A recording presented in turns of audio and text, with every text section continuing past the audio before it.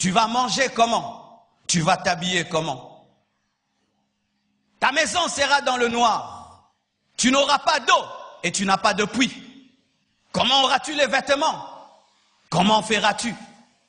Et pendant qu'à la maison on ne mange pas, tes enfants voient le voisin du quartier qui a eu la marque de la bête, il roule carrosse, il a la maison, il a l'électricité, ses enfants vont à l'école, tes enfants commencent à envier ceux qui ont la marque de la bête. Comme en ce temps-ci, il y a des chrétiens qui envient les occultistes. Et un jour, ton enfant revient, il a la marque de la bête, il revient avec un téléphone. Mais comment tu as acheté? J'ai pris la marque. Mais sache que la marque de la bête n'est pas seulement une puce électronique, c'est une puce reliée à des démons. Car la Bible dit que Dieu ne pardonne pas à celui qui a la marque. À qui Dieu ne pardonne jamais? Dieu ne pardonne jamais aux démons. Un homme qui a la marque de la bête est considéré comme un démon. Et un enfant rempli du diable vient dans ta maison. Qu'est-ce qu'il fera? Il peut te décapiter au nom de l'Antichrist. C'est alors que la Bible dit que je ne suis pas venu apporter la paix, mais l'épée. L'homme aura comme ennemi les hommes de sa propre maison, les personnes de sa propre maison. Pourrez-vous vivre en cette période-là? Pendant la tribulation, il n'y aura pas que la marque de la bête. Il y aura des guerres. Tout ce que vous voyez aujourd'hui, la Corée qui est en train de faire une arme biologique, tout ce que vous voyez aujourd'hui, des hommes intelligents, au lieu de créer des routes, créent des armes. Dernièrement, je suis sur Internet, bien aimé, je crois non, à la télé. Des gens qui bombardent une arme chimique qui brûle presque les yeux des enfants. Les gens deviennent aveugles. Ils sont en train de tester ces choses. Et les hommes auront la capacité d'envoyer des bombes atomiques dans l'eau, de sorte que l'eau devient amère. Comment vas-tu boire une eau amère? La Bible nous dit que pendant la tribulation, le soleil perdra sa lumière. Une partie de la terre sera dans les ténèbres. La terre est dans les ténèbres et tu n'as pas d'électricité. La Bible nous dit que dans la tribulation, des scorpions mordront les hommes, des épidémies, où tu es malade, agonisant pendant 5 mois. Et tu demandes la mort fuit loin de toi. 5 mois d'agonie, rien qu'une malaria d'1 mois, voilà comment nous tremblons. Mais 5 mois de maladie, mais tu cherches la mort et la mort fuit loin de toi. Même si on te tue, tu ne meurs pas pendant 5 mois. Pourriez-vous vivre cela? La Bible nous présente que l'iniquité va croître, que c'est terrible, frère. Pour ma part, logiquement, si Jésus-Christ revient, et je rate l'enlèvement, mais je me répands, et puis je commence à craindre Dieu, jusqu'à ce que les 7 ans soient passés, et que le millénium arrive. Mais la Bible nous dit que pendant la tribulation, le péché va grandir, de sorte que Golgotha sera appelé Sodome et Gomorrhe. Le lieu où Jésus est mort sera appelé Sodome et Gomorrhe. Le péché va grandir. Chers parents, vous voulez que vos enfants puissent vivre dans un cadre adéquat. Ne ratez pas l'enlèvement, parce que si Jésus s'en va, l'Église, plutôt si l'Église s'en va, le diable aura la permission de répandre ses démons comme jamais. Le monde deviendra une loge, car tous les hommes adoreront le dragon et la bête. Nous fuyons, je ne peux pas entrer dans la rose croix. Le monde entier deviendra une loge, car les hommes seront clairement des adorateurs du diable.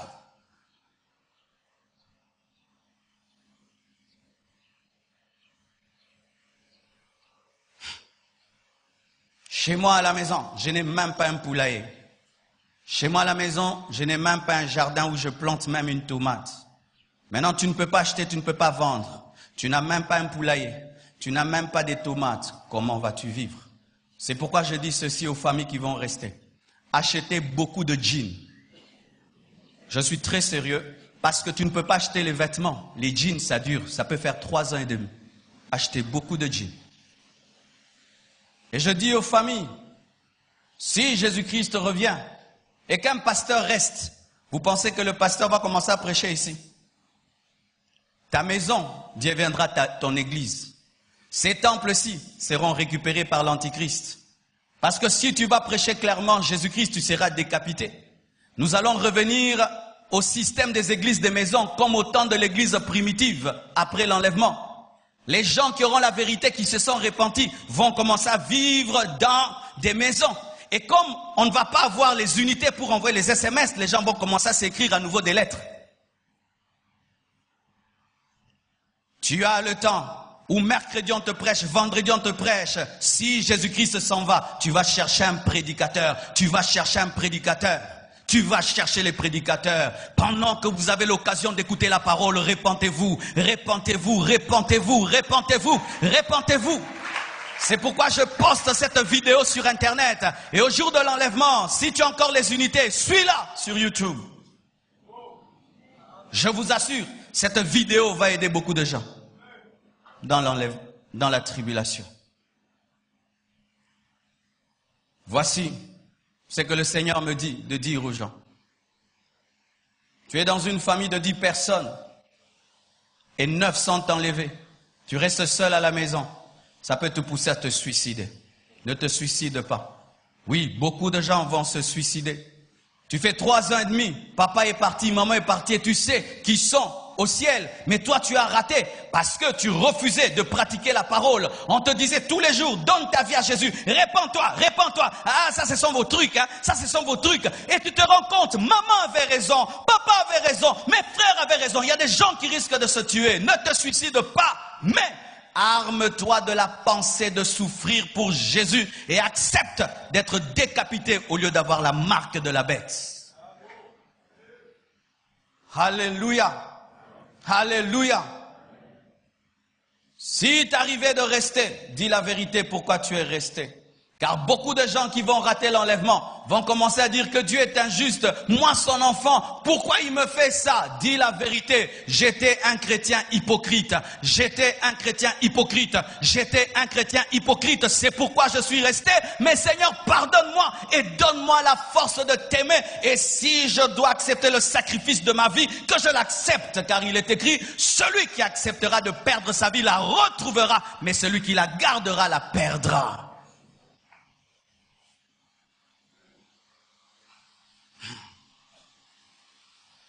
À présent, à vous qui marchez avec Dieu, à vous qui craignez Dieu, pourquoi avez-vous ce comportement et cette attitude envers les frères de vos familles? Vous venez vous écouter une telle parole à l'église et lorsque vous rentrez, vous continuez à vivre comme si vous n'avez rien entendu. Vos frères sont en danger, vos sœurs sont en danger. Cherchez à être des Noé. Noé, quand il a la révélation du déluge, il se bat pour que les gens entrent dans l'arche. Et quand tu as la révélation de l'enlèvement et des choses qui vont arriver, tu te bats à ce que tes frères puissent croire en Jésus. Tu ne passes pas ton temps à les insulter, tu ne passes pas ton temps à les accuser, tu ne passes pas ton temps à dire qu'ils sont des démons, mais tu travailles à faire qu'ils puissent croire en Jésus-Christ comme toi pour que tu puisses les retrouver. Chers parents, est-ce que tes enfants seront enlevés? Cher mari, est-ce que ta femme sera enlevée? Tu te donnes à être très spirituel et tu laisses ta femme être charnelle. Tu te donnes à être spirituel, tu laisses tes enfants devant la télévision. Tu te donnes à être spirituel, tu offres tout ce qu'il faut à tes enfants, mais tu ne leur donnes pas Jésus. Tu leur donnes pas Jésus. Tu leur donnes pas Jésus. Si nous pouvions nous battre comme nous nous battons là, à aider nos frères et sœurs, à avoir ceci et cela, mais nous battre pour les amener à se convertir. Tu peux leur envoyer toutes sortes de choses sur Internet, mais tu n'envoies pas des prédications, tu n'envoies pas des messages. Commencez à envoyer à vos frères des messages, à vos frères inconvertis des messages sur WhatsApp, sur Facebook. Remplissez leur boîte avec des vidéos et des prédications. S'ils ne croient pas en toi, une prédication, une vidéo peut changer sa vie. Mais qu'est-ce qui arrive? Je peux envoyer à un homme qui n'est pas de ma famille une vidéo de prédication, mais à mon propre frère, à ma propre sœur, nous n'arrivons pas à le faire. Nous sauvons les autres, sauf les membres de nos familles. Très à l'aise à prêcher aux autres, mais pas aux membres de nos familles. Très à l'aise à envoyer des vidéos de conversion, de prédication aux autres, mais pas aux membres de nos familles. Alléluia. Alléluia. Voici mes frères et sœurs. J'ai compris ceci, que souvent nos églises sont comme des mauvaises écoles. Vous savez, dans une école moins sérieuse, le promoteur se contente d'avoir une foule, même s'il sait que cette foule ne va pas avoir l'examen d'État. Mais dans une école sérieuse, ce n'est pas la foule qui compte, mais c'est le nombre des personnes qui ont le diplôme pour faire 100%. Et dans une église, lorsqu'on est nombreux comme ça, et qu'on ne suit pas votre spiritualité, on est comme une école qui aime brandir, nous sommes autant d'élèves, mais après c'est le néant.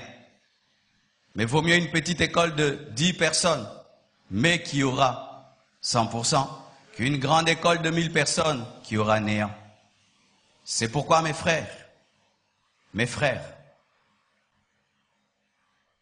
si les hommes de ce monde sont intelligents, en matière d'éducation, à l'université, qu'est-ce qui se passe?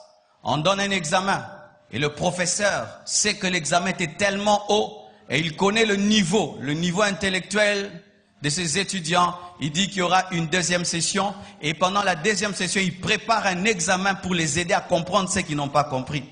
Et Dieu aussi. Il dit qu'il y aura l'enlèvement, mais après l'enlèvement, ceux qui vont rester, s'ils gardent la foi et se répandent et refusent la marque de la bête et acceptent même de mourir, ils vont ressusciter pour entrer dans le millénium. Nous, l'Église, nous prêchons quoi? L'enlèvement et nous prêchons le millénium, mais nous ne prêchons jamais la période de 7 ans, alors que pendant la période de 7 ans, la Bible dit qu'il y aura un peuple tellement nombreux qu'on ne peut les compter. Qu'est-ce que je veux dire? Nous ne devons pas faire semblant. Nous savons que dans nos familles, sur 10 personnes, il y a peut-être 3 qui seront enlevées, n'est-ce pas? Mais alors, ces personnes qui ne seront pas enlevées, qui resteront, qu'est-ce que la Bible leur dit? La Bible leur dit de croire en Jésus-Christ, de tenir ferme et ne pas avoir la marque de la bête. Allez leur dire cela. Si tu refuses de croire en Jésus-Christ et moi je m'en vais, voici ce qui va t'arriver. Alors quand tu verras ces choses et que tu croiras et que tu sauras que je ne mentais pas, voici ce que tu dois faire. Fais de ton mieux pendant 7 ans de garder la foi. Et j'aimerais vous dire, ce n'est pas que je suis venu vous faire peur. Je suis venu vous dire la vérité, car beaucoup entre nous, nous venons à l'église le dimanche. Mais tu vois, tu as un copain, tu t'enivres, tu me voles, tu triches, tu trompes, mais tu viens à l'église. Alors, nous avons des gens qui viennent à l'église, mais qui ne se préparent pas à l'enlèvement. Alors, comme ils ne se préparent pas à l'enlèvement, disons-leur la vérité, vous allez rester, mais faites attention, ne prenez pas la marque de la bête, répentez-vous. Non, comment le pasteur peut nous dire ça? Mais quand je regarde vos vies, samedi vous êtes dans les boîtes. Vous êtes dans le péché, même si vous priez. Vous trichez à l'école, vous volez au travail. Vous avez des ennemis, vous avez des rancunes. La sanctification n'est pas votre priorité, mais c'est la bénédiction que vous voulez. Alors lorsque un pasteur voit cela, alors il peut comprendre que ces gens ne vont pas partir. Alors ils ont besoin de voir pour croire. Alors vous verrez. Vous verrez. Vous verrez. Oui, j'aimerais te parler. Lorsque tu viens à l'église, qu'on parle de l'enlèvement, tu nous méprises. Tu es comme les gens du temps de l'autre qui le méprisaient. Mais ils disent toujours ça. Le jour que ça s'accomplit, alors tu croiras. Alors voici ce que tu feras. Pendant 3 ans et demi, cultive des pommes de terre. Achète-toi des jeans. Cache-toi très bien dans ta maison. Prends la Bible, commence à la lire comme jamais. Deviens le prophète du millénium. Dis maintenant aux gens. Lorsque les gens vont commencer à faire des informations et disant nous ne comprenons pas, demande la permission de passer à la télévision pour leur expliquer. En soi, ce que Jésus a dit c'est accompli, nous sommes restés, tenons bon parce que l'Antichrist arrive et voici ce qui va arriver.